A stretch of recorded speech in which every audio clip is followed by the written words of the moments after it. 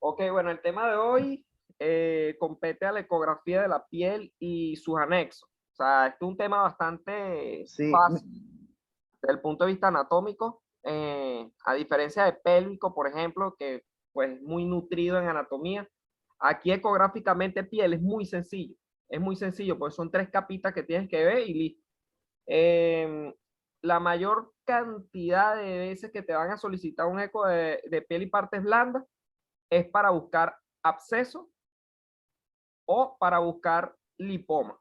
Eso es la mayoría de todas las veces que te han indicado una ecografía de tejidos blancos. Bueno, vamos entonces a comenzar.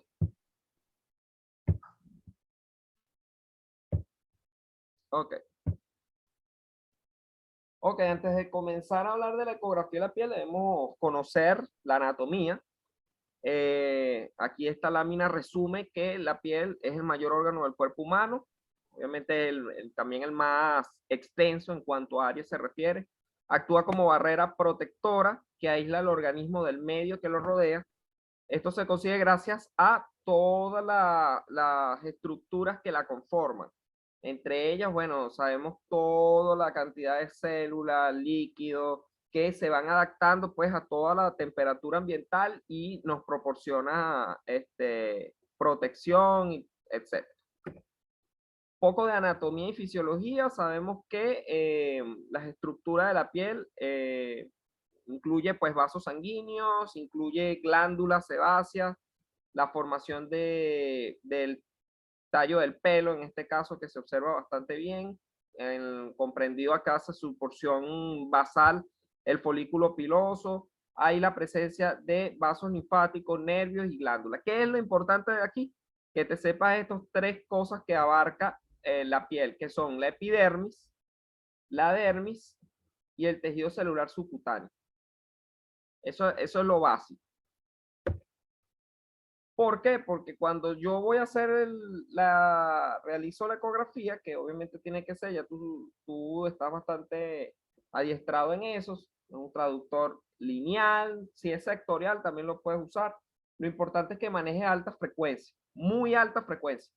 ¿Por qué? Porque obviamente vamos a estudiar una estructura superficial que no amerita tanto poder de penetración, pero sí amerita una cantidad importante de resolución espacial. Entonces, en esos casos necesitamos utilizar traductores de alta frecuencia. Obviamente, en el medio donde nos desenvolvemos, lo máximo que puede llegar un traductor lineal son 12 MHz. Pero en Europa ya hay equipos tan avanzados, incluso adaptados solamente para ecografía de la piel. Y manejan, mira, de 30, 40 hasta 100 MHz. O sea, son bastante equilibrados en ese aspecto. Entonces, bueno, ahorita lamentablemente nos tenemos que, eh, digamos, adaptarnos a lo que tengamos, pues, a disponer. ¿Sí me escuchas?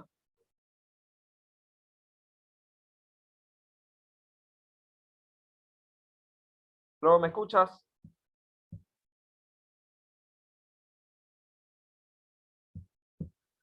ah, sí, sí te escucho. Lo que pasa es que yo quito el audio, Manuel, para no interrumpirte con sonido ni nada de eso. Ah, ok, ok. No, bueno, me avisas cualquier cosa, porque hay veces que me quedo ahí parado Chévere. hablando y resulta que no tengo internet. Mi- Mira, Manuel, ¿sabes qué se me ocurre de lo que me dijiste ahorita? ¿De qué? Haciendo un paréntesis de lo de la asociación, de lo que ganemos del primer módulo, de la primera fase, de la primera corte. De una vez de ahí yo de lo que me gane saco para hablar con Silva y meterme una vez en eso, pero lo que tú tienes que hacer es ir preparando el terreno para que él me meta como célula educativa, así como estás tú, no con otros fines políticos, pues. Ah, no, listo, listo, tranquilo, tranquilo. Claro, y listo, y así se resuelve eso es lo de menos. Perfecto, perfecto, está bien. Dale, pues, Este, continúa. Dale, pues. Bueno, nada, tiene entonces estas estructuras que son la epidermis. Generalmente la epidermis, mira, es muy poco distinguible cuando hablamos de la ecografía. Hay que colocar full gel, tratar de no mover mucho el traductor para lograr ver esa finita línea hiperecogénica que correspondería a la epidermis. La dermis sí se ve mejor y es inmediatamente la capa que viene por debajo de la más externa, que sería todo esta que vemos acá. Y hay otra que vendría siendo más hipoecogénica, tiene unidades de tejido fibroadiposo, perdón, de tejido de unidades adiposas, que correspondería a la hipodermis. En otras literaturas, esta misma área se reconoce como tejido celular subcutáneo.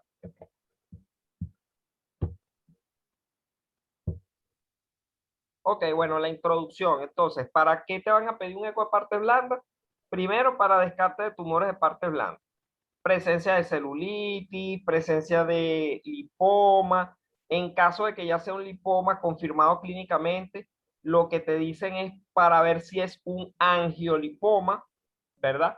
Eso lo sabes nada más colocándole Doppler y viendo la vasculatura del lipoma. Y también si es un miolipoma. Hay veces también que se presenta en forma de miolipoma y ambos abordajes son similares.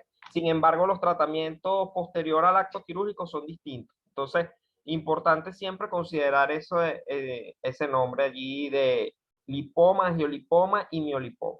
Ok, bueno, entonces la gran mayoría son pseudotumorales banales o tumores benignos. Eso es lo afortunado de todo. Sin embargo, esto no quiere decir que hay muchas lesiones en partes blandas que puedan corresponder a patologías malignas. La ecografía es una técnica accesible, barata, bajo costo, fácilmente ubicable en cualquier instituto público de salud y proporciona al radiólogo la oportunidad de que puedas ver la imagen. O sea, muchas veces bueno, en casi todas las lesiones de piel no puedes ver qué está por debajo. Así como hay lesiones que salen, o sea, como tú decir, mira, esto más o menos está teniendo secreción serohemática, puede ser esto. Tiene secreción purulenta, puede ser esto. Pero muchas veces esa misma lesión está cerrada. Entonces, no hay forma de ver cuál es el contenido.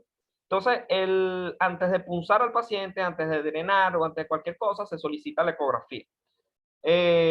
Pero también hay que proporcionar el diagnóstico, por lo menos saber diferenciar si es una lesión sólida de una quística, porque muchas veces el paciente va a una guía de procedimientos diagnósticos y terapéuticos. Entonces, diagnóstico en el sentido de punción y terapéutico en el sentido de drenaje. Entonces, si es una lesión que es de aspecto sólido, adoptas unas diferentes conductas, pues. Entre los tumores de partes blandas vamos a caracterizarlo como los que derivan del mesénquima. Entre eso vamos a tener el tejido graso, el músculo estriado, el nervio periférico, los vasos sanguíneos, el tejido fibroso. Todo eso es mesénquima. El 99% de todas las lesiones están allí. O sea, son de características benignas. Pero el 1% estarían entre los tumores malignos. Ya esos son tumores, pues ya de aspecto neoproliferativo. O sea, ya no tiene nada que ver con esto que estamos hablando, sino que nuevas estructuras comienzan a formarse. Distinta prevalencia y distribución según la edad y localización. La edad es importante. Mientras mayor sea la edad del paciente, más, digamos, tiene más probabilidades de que esa lesión que estás estudiando pueda ser maligna en un futuro, o pueda convertirse, o pueda ser inclusive maligna en el momento del diagnóstico. Entonces, eso es importantísimo, la edad del paciente. El 60% de los sarcomas se localizan en las extremidades inferiores. Entonces, ¿qué pasa? De 0 a 25 años, fíjate que puede haber lesiones malignas. Pero lo más frecuente a conseguir es las lesiones de tipo hemangioma. Los hemangiomas se identifican como lesiones muy altamente vascularizadas. Hay otras lesiones vascularizadas, como por ejemplo el sarcoma sinovial, rhabdomiosarcoma. La edad, dependiendo acá, fíjate, del 26 al 55 de edad, da más para liposarcoma, otro da para lipomas. Los lipomas son los más frecuentes de todos. La única forma de diferenciar es con el histiocytoma fibroso. También tenemos mayores de 55 años, ya aquí ya hay que comenzar a sospechar de lesiones malignas por la edad. Y benignidad, pues el lipoma, el mixoma siguen estando allí en la lista de patologías benignas. Entonces, ¿qué estudio debemos solicitar y cuál es la sensibilidad y la especificidad diagnóstica para llegar más fácil a ese diagnóstico? ¿Sí me escuchas, verdad? Sí, sí. Ah, bueno, perfecto. Fíjate, lo primero que siempre se solicita, a pesar de que no es un estudio de elección para evaluar partes blandas, es la radiografía simple. ¿Por qué? Porque muchas veces es importante saber qué tanto compromiso tiene esa lesión con el sistema óseo. Muchas lesiones invaden el sistema óseo o al contrario, vienen del sistema óseo como los tumores de origen óseo. Entonces siempre es importante indicar entre los protocolos la rayo X, la radiografía convencional. En ese caso siempre también necesario eso para saber la extensión de la lesión, o sea, para ver qué tanto compromiso tiene. La ecografía vendría siendo también otro estudio de elección, casualmente, bueno, el que nos compete el día de hoy, porque te ayuda a diferenciar si el tumor es de origen graso, si el tumor es vascular, si el tumor es quístico o es sólido. Ok, si es sólido, ¿qué tiene en su interior? Si es quístico porque es agua o es quístico porque es vascular. O sea, eso se sabe pues colocando sencillamente las maniobras Doppler que ya conocemos. Si es graso, ¿qué tipo de estructura grasa es? ¿Es un liposarcoma? ¿Es un lipoma neto? ¿Es un angiolipoma? ¿Un miolipoma? Todo eso te lo da la ecografía. La ecografía también te ayuda a diferenciar si son ganglios.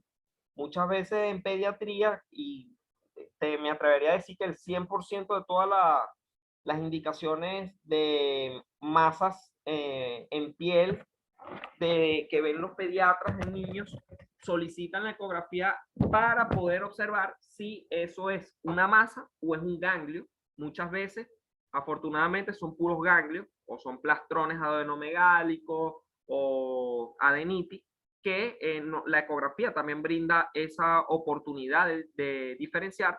Masas postraumáticas paraarticulares también los pueden indicar, y la guía de biopsia, o sea, imprescindible para estudios de tipo intervencionista. La tomografía también lo puedes solicitar, pero esta se solicita, por ejemplo, en el caso de que, bueno, revisaste por ecografía, te parece que las características son malignas, te da para ecográficamente decir que es maligno, ok, tú sugieres una tomografía porque esta te ayuda a identificar si hay metástasis o si la lesión está mucho más profunda e incluye la parte intraabdominal, o si tienes calcificaciones que no las puedes ver por el rayo X. Y la resonancia, bueno, la resonancia es solamente indicado cuando ya sospechas que la lesión es maligna. O sea, no la vayas a indicar cuando la lesión es benigna. ¿Por qué? Porque la resonancia lo que te ayuda es a estadiar, a caracterizar. Por ejemplo, si tú te mandan un partes blanda de región poplítea, identificas que es un quiste de Becker, perfecto. Le pusiste Doppler, no está hemorrágico, no está purulento, sobreinfectado, no hay nada más. A ese paciente no le puedes indicar una resonancia porque ya proporcionaste todos los datos que necesita el traumatólogo a través del eco. Entonces, muchas veces, te lo digo porque he visto también, no solamente médicos generales, especialistas, hasta los mismos radiólogos sugerir una resonancia en un paciente con quiste de Becker. Entonces, no lo haga porque o sea, es un estudio muy complejo, muy costoso, y aparte el tiempo, sometes al paciente a una claustrofobia innecesaria que puedes evaluar sencillamente con el eco. Entonces, tumores de los anejos cutáneos. Bueno, vamos a comenzar hablando del quiste epidermoide. También se le denomina quiste de inclusión epidérmica. Este quiste es frecuentísimo, o sea, casi siempre lo vamos a ver de esta manera. O sea, se observa principalmente, lo ubicas dentro de la dermis. Fíjate que aquí la epidermis está íntegra, pero mira, entre la capa de la dermis y la otra está siendo interrumpida por esta lesión. Si la logras ver, ¿verdad, Palermo? Sí, sí. Fíjate, aquí está interrumpido. Entonces, aparte de eso, fíjate que es una coestructura variable. Esta imagen es muy característica porque primero, te deja un reforzamiento acústico importante, bastante acentuado, pero en el interior da característica de una imagen sólida. Entonces, la forma de tú caracterizarlo es eso: reforzamiento acústico posterior y las lesiones que veas acá internas. Lo que pasa es que el quiste epidermoide en su interior tiene mucha queratina, y la queratina da ecográficamente una imagen de aspecto sólido, pero realmente no es una imagen sólida, es quística. Es el único quiste que se observa así, sólido con reforzamiento. Por eso es importante siempre observar bien estas imágenes. Si se infecta, si se rompe, pierde toda esa formación. O sea, ya deja de tener tanto reforzamiento y deja de tener tantos bordes nítidos, por así decir. Entonces, siempre la localización característica es subunguial. Muchas veces también te mandan ecos que realices allí a nivel de la falange distal de tal dedo, porque puede erosionar el hueso. Entonces, en esos casos, esos quistes son importantes diagnosticar. También hay patologías inflamatorias infecciosas y en este caso hago énfasis porque son los que más vas a ver en la consulta pediátrica. El pediatra te va a pedir esto primero para descartar, o sea, y te lo va a decir así, esa palabra que tanto, bueno, nosotros nos obstina, porque, o sea, nosotros no somos descartólogos, o sea, no estamos para descartar nada, estamos para diagnosticar.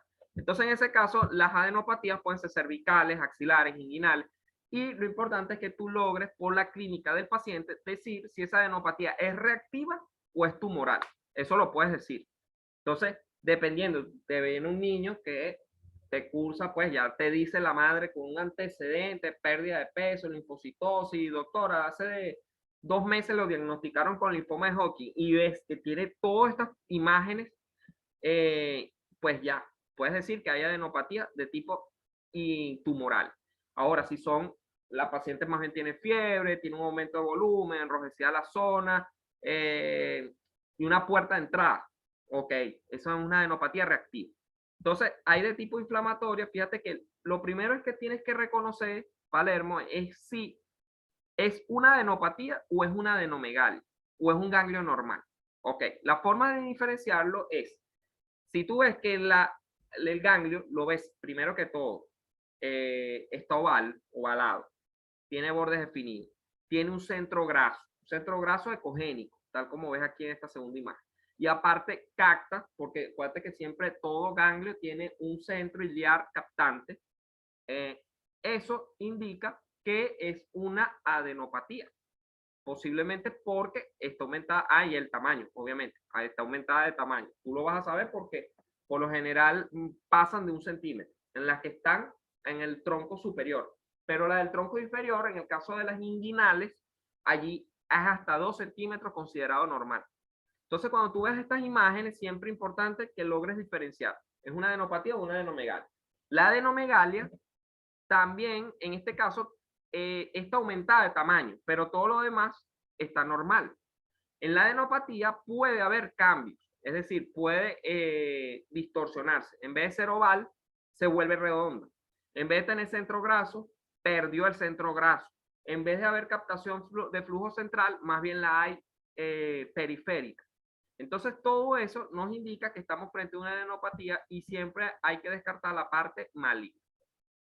¿Sí entendiste bien eso?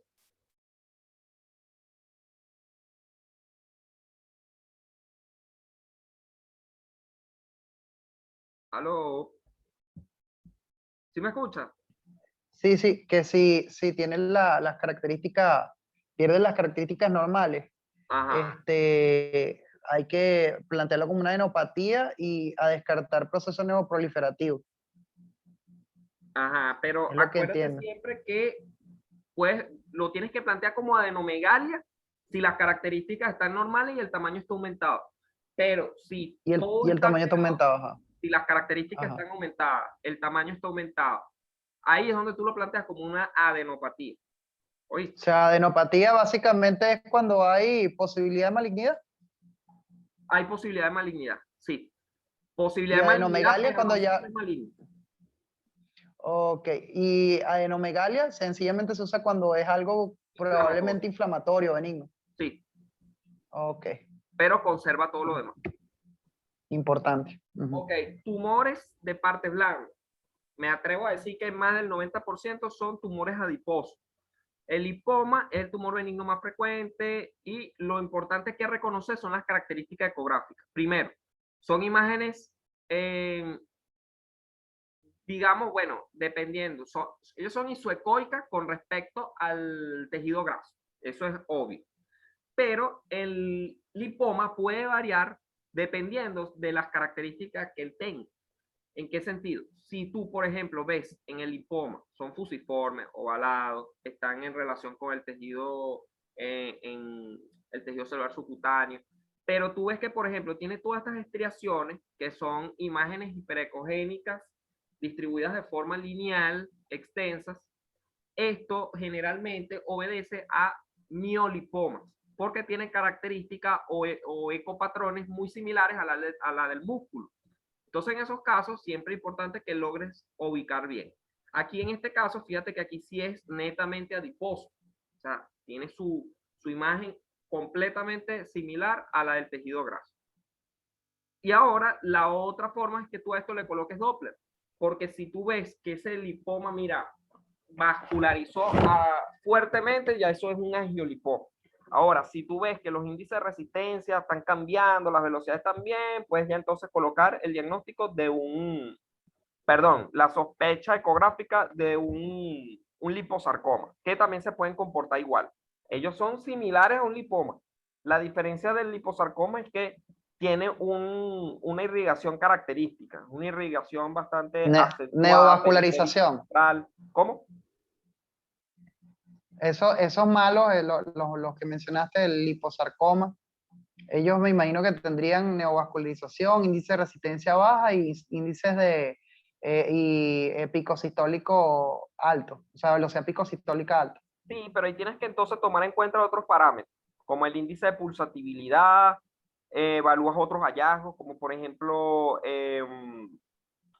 qué tanto el IP, el IR y qué tanta velocidad diastólica tiene, también es importante.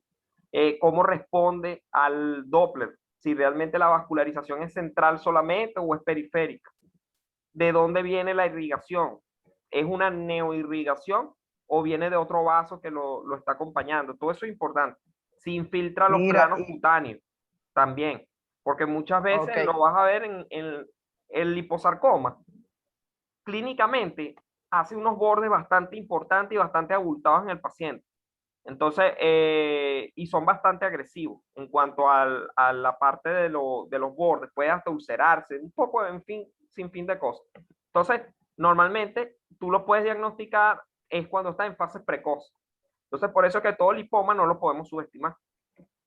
Ok, mira, otra cosa que te iba a decir yo, y esa captación Doppler en los lipomas normales, ¿cuál es la diferencia en esa captación Doppler en la forma en la que lo capta de los lipomas, miolipoma, No, angiomiolipoma, no, a los liposarcomas? no, el lipoma por lo general no debe captar, no debería captar. Ok, Si el y el lipoma te angiomiolipoma, capta, es un lipoma atípico. Entonces ya ahí tienes que descartar el liposarcoma. y el angiomiolipoma o el angiolipoma, El capta. angiolipoma sí te puede captar, pero la vascularización por lo general no es tan central, es más periférica, mucho menos agresiva en la captación como el liposarcoma. O sea, es mucho Liposar más sutil, pues. ok, el liposarcoma te capta full. Full. Incluso el Pero sí, angiolipoma, ajá. primero tienes que ponerle power doppler. Y segundo, él te capta como un puntico. Es un vaso nutricio único.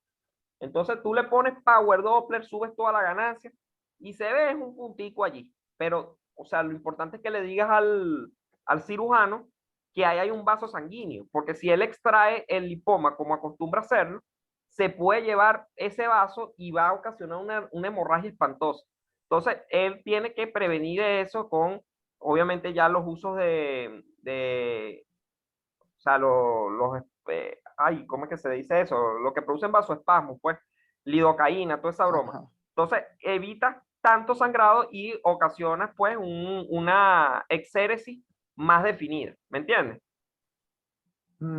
Sí, yo los he sacado, yo he sacado de eso. Ah, bueno, pero me imagino solo lipoma. Y he sacado también los sinoviales Ah, bueno, de bien. de las articulaciones. Verga, esos son más arrechos. Sí, pero era full de pinga. Cuando estaba en traumatología yo me lanzaba todos esos rollos. Una huevona. Bueno, viejo, ya sabes, cuando veas un lipoma que te parezca atípico, No tienes que pensar dos veces. Mándale biopsia, tomografía y resonancia, el que tú consideres. Ajá, atípico es que capte. Atípico es que el capte Típico, dentro típico ajá. es el lipoma que no debe captar. Ujú. El lipoma bien definido, bien circunscrito, capsular. Fíjate que muchas veces, mira, ¿ves todo esto que está aquí alrededor? Esa cápsula hiperecogénica. Ajá. Eso es típico del lipoma. Cuando tú lo veas, eso es típico. ¿Por qué? Porque quiere decir que está bien capsuladito, es benigno. Pero cuando no hay cápsula, es cuando tiene esa capacidad de romper y de invadir. Entonces, lo importante es que tú cuando consideres un lipoma típico, ya sabes, un lipoma que es fusiforme, que es isoecoico con el tejido graso, que es bien definido, redondito, no tiene captación de flujo por ningún lado. ¿Cuándo es un lipoma atípico? Cuando comienza a presentar captación, cuando ya no es fusiforme, cuando ya tiene zonas de necrosis o calcificaciones, ¿ves? Entonces, en esos casos, lo primero que tú tienes que hacer es colocar, por ejemplo, lesión focal de estirpe lipomatoso. Se sugiere estudio anatomopatológico. Eso lo hago yo. O sea, normalmente ya cuando observo la lesión, digo, obviamente en el sitio donde esté, anatómicamente, obviamente. O sea, en este caso decir que está en el espesor del tejido celular subcutáneo y cuántos centímetros tiene la lesión de la piel. Eso también es importante. ¿Por qué? Porque eso le va a decir al cirujano cuánto de profundidad tiene que excavar para comenzar a disecar. ¿Ves? Entonces, en esos casos, siempre es importante que le digas cuántos centímetros. Y también si hay vasos sanguíneos por encima o por debajo, todo eso. ¿Qué debes hacer? Yo mando normalmente la biopsia. ¿Por qué? Porque el estudio anatomopatológico es lo que es el gol estándar para los tumores adiposos, no es la ecografía, es la biopsia. Entonces tienes que mandarla obligatoriamente. ¿Qué sugiero yo? Bueno, si hay dudas con la biopsia o ya demuestran que es maligno, ahí es donde pides la resonancia o la tomografía. Hay médicos que no, que hacen el eco y enseguida mandan otro estudio por imagen. No lo mandes porque probablemente si es benigno, vas a hacerle gastar a un paciente resonancia y tomografía que no la va a necesitar. Ok, tenemos entonces los tumores fibroelásticos y los miofibroblásticos. Entonces, ¿qué ocurre aquí? El más importante de todo es el fibroma. El fibroma son lesiones que por lo general los vas a conseguir en dos sitios, en la planta del pie o en la palma de la mano. ¿Cómo lo ves? Como nódulos hipoecogénicos de morfología fusiforme o nodular, de bordes más o menos definidos y que están en relación directa con la fascia muscular. Generalmente, si están a nivel de la palma de la mano, tú puedes decir que es Dupuytren, se le denomina así. Dupuytren y el otro es el de Lederhouse. Esos son nombres comunes, si lo quieres, si te quieres lucir en el informe ecográfico, lo puedes hacer. Pero normalmente esos son los de origen fibroblástico. ¿Qué hago yo? Lesión de aspecto sólido ubicado a nivel de la planta de mano derecha, por ponerte un ejemplo, o a nivel plantar derecho, sugerente de fibroma, y listo. Y ahí yo no me doy mala vida, yo no voy a decir, bueno, eso es por un miofibroblasto, sugerir biopsia o poner apellido o nombres comunes, no lo hago. ¿Sí me escuchas? Sí. Entonces, Porque si son fibromas se ven hipoecoicos, ¿no? no, bueno, la cantidad de líquido, la cantidad de contenido que tiene el nódulo hace que se observen así. Eso depende de la cantidad de fibrina que él tenga. O sea, de verdad que puede ser que se vea menos hipoecoico o más hipoecoico. Eso depende de qué tan rico esté en, en el contenido, pues. Ok. ¿Qué hago yo? Bueno, siempre tiene importante ponerle doble y siempre importante que digas en dónde está. O sea, si es superficial o no. Obviamente todo esto te lo coloco a fin académico. Al final acuérdate que eso, tú eres operador dependiente y tú vas a decidir cómo vas a concluir la imagen. ¿Ok? Y también hay fibromas que son profundos, que son los que están a nivel de la aponeurosis o a nivel muscular, tal como el desmoide extraabdominal, que está ubicado generalmente en la pared abdominal. Esto es importante siempre que lo tengas en cuenta en las pacientes que tengan cónchale, se me olvidó el nombre ahora de... Coño, ¿tú no te acuerdas la imagen que nosotros vimos el sábado pasado en el diplomado? Endometrioma. Ajá. Bueno, el endometrioma da fibroma. O sea, el endometrioma da nódulos que pueden estar ubicados en cualquier parte del cuerpo, pero en la piel también. Entonces, este tipo de lesiones profundas de fibroma se da mucho en las mujeres con endometrioma. Oye, siempre importante evaluar si son de mayor tamaño, qué tal crecimiento está, preguntar al paciente si ha mantenido, ha crecido, etcétera, porque eso nos indica si hay un patrón agresivo infiltrativo. Entonces, importante Ok. porque en el caso tal también se puede manifestar metástasis. Ok, la más frecuente del punto de vista infeccioso son los abscesos, abscesos y hematomas. ¿Qué pasa? Que muchas veces te llega el paciente y ya el cirujano sabe que es un absceso, pero quiere saber cuánto es la cantidad de absceso que tiene, cuánto volumen tiene ese absceso. Entonces, tú se lo puedes medir al cirujano en CC, sencillamente, ya sabes, multiplicando las 3 dimensiones por la constante y listo. Ya el resultado le dices entonces al cirujano, bueno, lesión de aspecto heterogéneo, de probable origen infeccioso, entre paréntesis absceso. Entonces, eso es la conclusión. Y en la descripción le colocas que se observa a nivel tal, imagen heterogénea, con ecos puntiformes, fluctuantes en relación a detritos, que aproximadamente contiene tanto cc, 600 cc de pus, 500 cc de pus. Eso se lo puedes colocar. Entonces, eso es realmente el motivo por el cual te lo pide. También es importante siempre descartar que no haya sido un hematoma que coleccionó y luego se sobreinfectó, o si es un tumor que se abscedó. Eso también puede ocurrir y tienes que saber muy bien si eso está allí asociado. Las colecciones rodeadas de tejido inflamatorio hipervascularizado, obviamente por hiperemia, pero cuando tú colocas Doppler en el absceso, ahí no debe haber vascularización central. No, eso no debe existir. Varía en función de la evolución. Si es flemón, tú sabes que son abscesos que están duros. Pero si es fluctuante, sencillamente ya le colocas que es una lesión de origen infeccioso. ¿Todo bien? Sí, fino. Siempre importante si está asociado o no a engrosamiento de la piel y del tejido celular subcutáneo. Fíjate que casi siempre todo absceso está acompañado de los signos de fibrosis. Entonces, en esos casos siempre debes acompañarlo con, por ejemplo, asociado a proceso inflamatorio a partes blandas circundantes o asociado a inflamación o aumento de grosor y ecogenicidad de piel y tejido celular subcutáneo.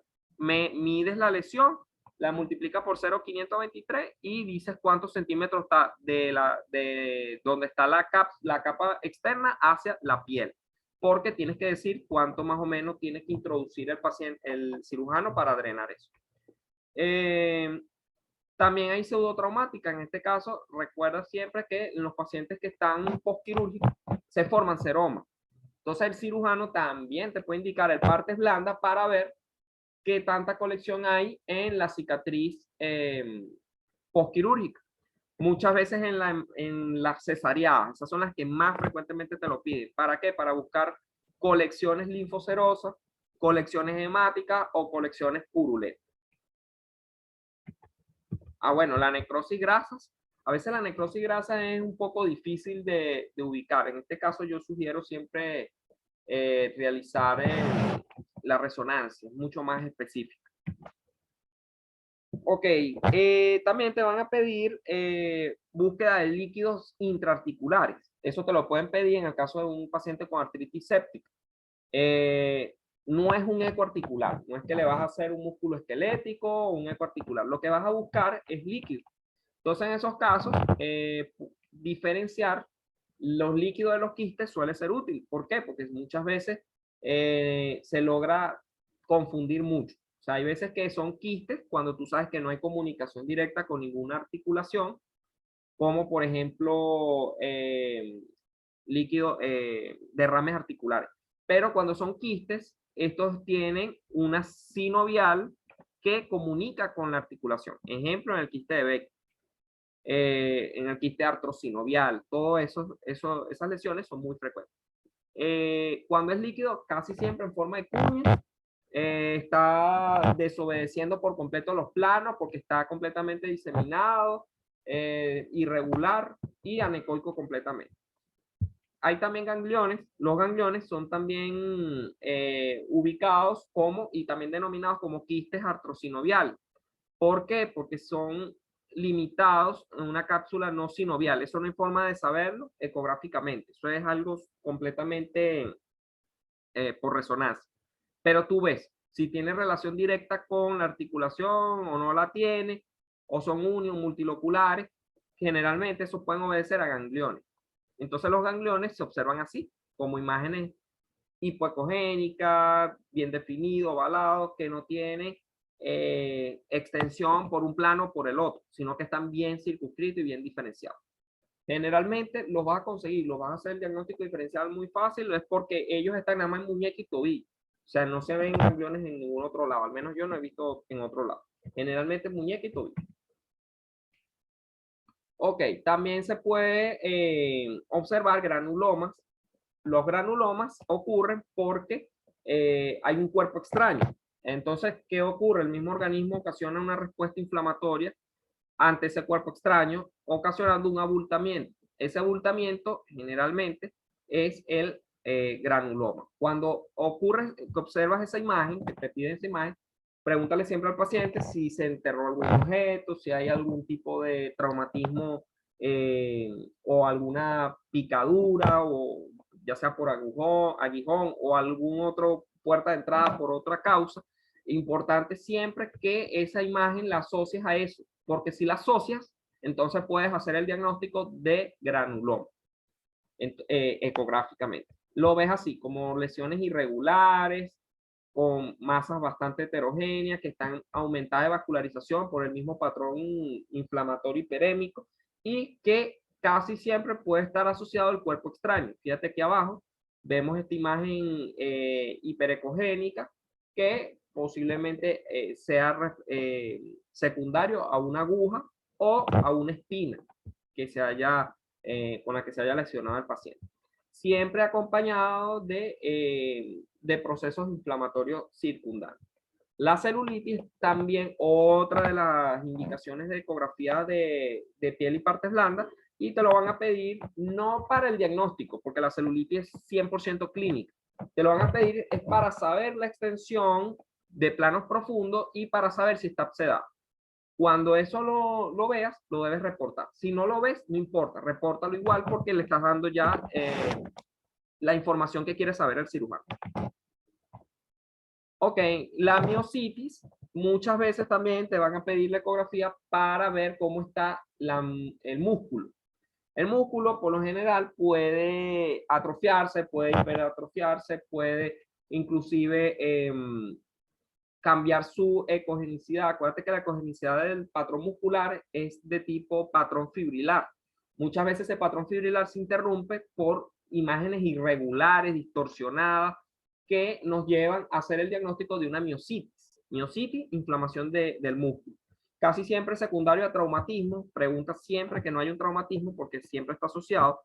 Y siempre importante que logres ver que no haya ningún tipo de absceso que pueda complicar al paciente. Por ejemplo, en los casos de una miositis infecciosa, si es una miositis osificante, todo eso te lo va a decir la ecografía. Por eso es importante también solicitar ese estudio. Entonces, bueno, en el caso de, por ejemplo, aquí una miositis bastante importante del vasto intermedio, fíjate que siempre, normalmente, ¿qué ocurre? O sea, ecográficamente uno lo puede ver. Tú puedes solicitar, en el caso tal, una resonancia magnética, que evidentemente en secuencias T2, ya eso después lo vas a estudiar con profundidad.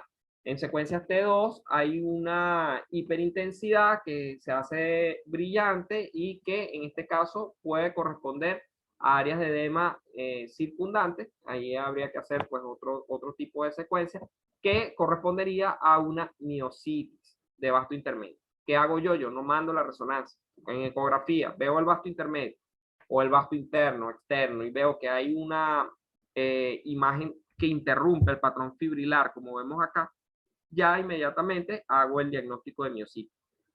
Ahora, que busquen ellos, precisen la causa. Si ellos quieren hacerle biopsia a eso, lo pueden sugerir, pero que sean ellos mismos.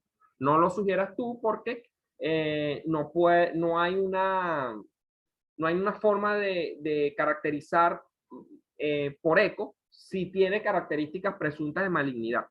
No como en los casos del lipoma o los anteriores. En el caso del músculo, es muy difícil hacerlo por eco. Entonces, preferiblemente, haz el diagnóstico de miositis y que ellos correlacionen.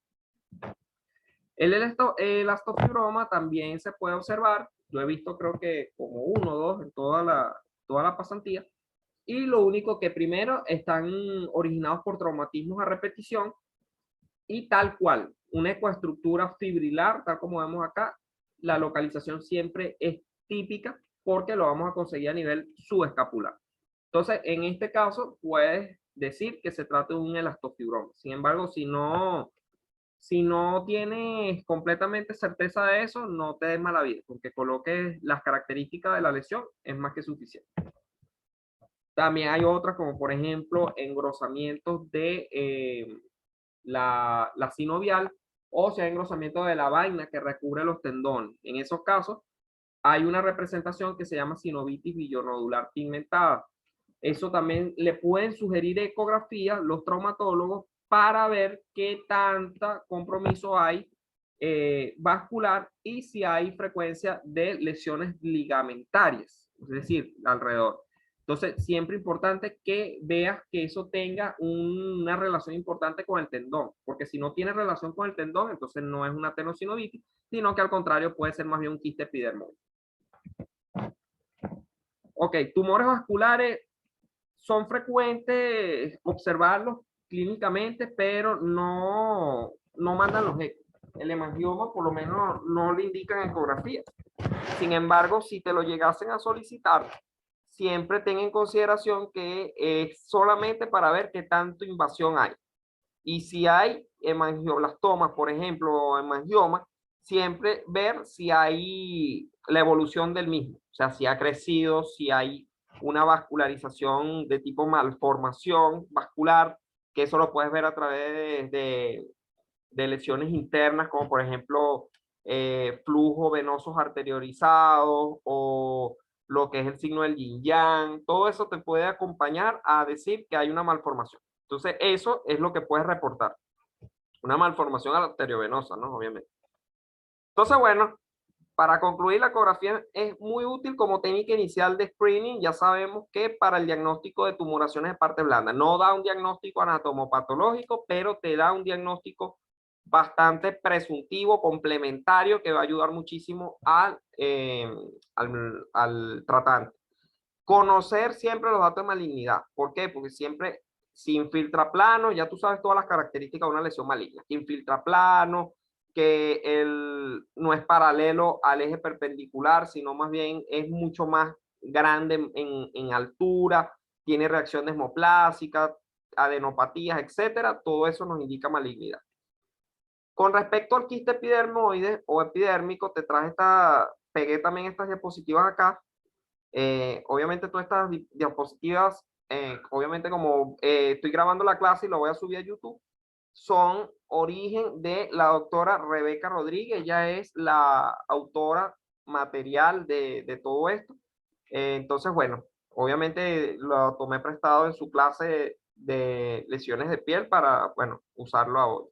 La ubicación siempre importante de la dermis, del tejido celular subcutáneo. El trayecto comunica a la epidermis. Siempre recuerda que el quiste epidérmico tienes que estudiar que no haya una comunicación, y no solamente para el quiste epidérmico, para cualquier lesión, que no haya una comunicación directa con el medio externo, porque muchas veces esa lesión tiene tiene una comunicación, tiene como un pedúnculo que comunica directamente con el medio externo. Eso es importante siempre decirlo. Una fístula se le denomina también a ese tipo de comunicación. Y el reforzamiento acústico posterior suelen ser clave. Entonces, fíjate, aquí tiene el punto, fíjate cómo tiene ya bastante comunicación ya directo con el medio externo o tiene tendencia a buscar el medio externo, este de acá abajo ya lo buscó y mira que aquí ya tiene bastante flujo por el mismo patrón hiperémico. Recuerda algo, no, el quiste sebáceo no es el mismo quiste epidérmico, son cosas completamente distintas. Fíjate que otras veces lo puedes conseguir como aspecto pseudotesticular. ¿Te acuerdas cuando uno estudia patología inflamatoria intestinal que nos dice la imagen de pseudorriñón, Palermo? Te escucho, Ajá, ¿te acuerdas de eso? te escucho. Sí, Bueno, igual en el aspecto, en el quiste epidérmico, más bien le denomina aspecto pseudotesticular. Y fíjate, igualito un testículo. ¿Sí lo ves? así, eso estaba a punto de decirte, estaba a punto de decirte eso. Cuando vi la primera imagen te iba a decir eso, broma, pero me ibas a chalequear. Ay. Sí, de Bueno, pana. importante, cuidado con esta lesión. Esto nos lo explicó la doctora Rebeca. Cuidado con esta lesión. El pilomatrixoma. Pilomatrixoma. Sí. Primera ¿Qué vez que la pasa? escucho. El gol estándar es la ecografía, ¿viste? ¿Qué tal? Ujú. ¿Sí Bueno, me imagínate, escucho? primera vez que la escucho. Sí. Bueno, este estudio te lo pueden mandar los dermatólogos bastante experimentados. Mira, sospecho que puede ser tal cosa, pero el pilomatrixoma se diagnostica por eco. Entonces, por eso lo traje. Fíjate cómo se ve. Tipo target. Tumor benigno más frecuente y 80% tiene calcificaciones. Mira cómo lo ves. Redondito. Bastante circunferencial. Calcificaciones micro en su interior. Y fíjate que aquí en el corte transversal, en el longitudinal, mira, sigue adoptando la misma morfología. Colocas Doppler, no capta, la captación es solamente periférica, no es captación central. Muchas veces también la presentación, fíjate, mira, a nivel auricular del pabellón, mira, bastante importante. Entonces, cuando a este mismo paciente le haces la ecografía, fíjate que aquí ya la irrigación, oye, ya que están creo que peleando los gatos arriba del techo, Mari. Bueno, fíjate que hay bastante irrigación. Mira, esa captación que tiene ahí la segunda imagen, no. Ajá. ¿Cuál? ¿Cuál? Esta. ¿Nos preocupa o no esa captación que tiene? Ajá. Podría preocupar, por supuesto. ¿Por qué? Porque ella normalmente debe tener calcificaciones y no ser tan vascularizado. Sin embargo, hay variantes de pilomatrixoma que se comportan así. Si yo lo veo, no doy el diagnóstico. Hasta tanto hagan biopsia de esa broma. Calcificación es el punto clave. Si no tiene calcificaciones, piensa en otra lesión. Pero si tiene calcificaciones, sí es el pilomatrixoma. Las verrugas plantares también pueden pedirle eco, pero eso más que todo para ver qué tanto compromiso tiene endofítico, porque hay verrugas que son bastante profundas. Entonces, en esos casos es que lo indica. ¿Cómo lo ves? Bueno, es muy poco frecuente que te vayan a pedir un eco por una verruga, pero si lo hacen, siempre evalúa qué tanto profundidad tiene, qué tanta irrigación tiene y sugiere inmediatamente su estudio anatomopatológico. Y bueno, aquí ya para concluir, mira, aquí te traje cómo se observa en el eje transversal con el Doppler color y cómo se muestra la curvatura. Eh, esto hay que sentarnos porque si tú quieres analizar la curvatura de las lesiones, hay que hablar entonces de no solamente de la velocidad picosistólica, sino también la velocidad diastólica final, el índice de pulsatividad, el PRF, y esos son otros hallazgos importantes. Este, por ejemplo, fíjate que tiene flujos bastante bajos, ¿no? Tiene ondas picosistólicas disminuidas con un flujo diastólico sostenido, interrumpido nuevamente por una siguiente onda y que las velocidades pues son bastante bajas, ¿no? Entonces en esos casos puedes reportarlo, puedes colocarlo. O sea, lesión alta, vascularizada, con índice de resistencia bajo o alto, velocidades picosistólicas tantas, etc. Y bueno, aquí otra de las lesiones, mira cómo se aprecia.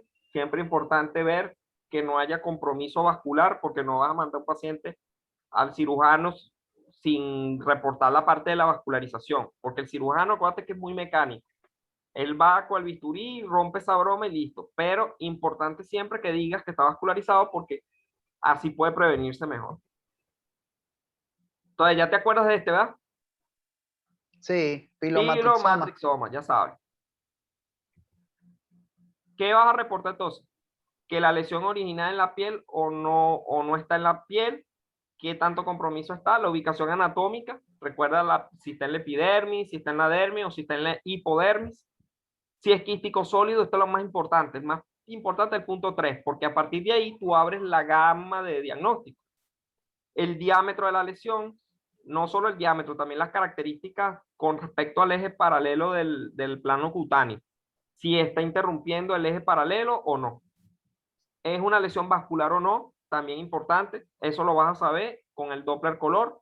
Obviamente si muestra rojo, azul, si muestra onda o no la muestra, si hay flujo espectral o no, te dirá si es arterial o venoso. Alto o bajo flujo, importante decirlo, es cuando hay circuitos arteriovenosos. Eso todo lo que te estoy diciendo nos va a orientar a benignidad o malignidad. Si está en fase activa o inactiva, con la anamnesis, le pregunto al paciente si ha aumentado de tamaño o no. Si está en fase proliferativa o en regresión, si más bien te dice no, más bien está disminuyendo de tamaño, ok, excelente. Y toda la tabla de diagnóstico diferencial. Acuérdate que el radiólogo, nosotros no podemos dar diagnósticos netamente presuntivos confirmatorios, porque casi siempre hay otra lesión que se le parece. Entonces, hay que siempre colocar diagnóstico diferencial. Bueno, viejo, terminamos. Fino, listo. Queda Doppler. Déjame quitar aquí Exacto. la ¿Cómo grabación. vamos a ver Doppler?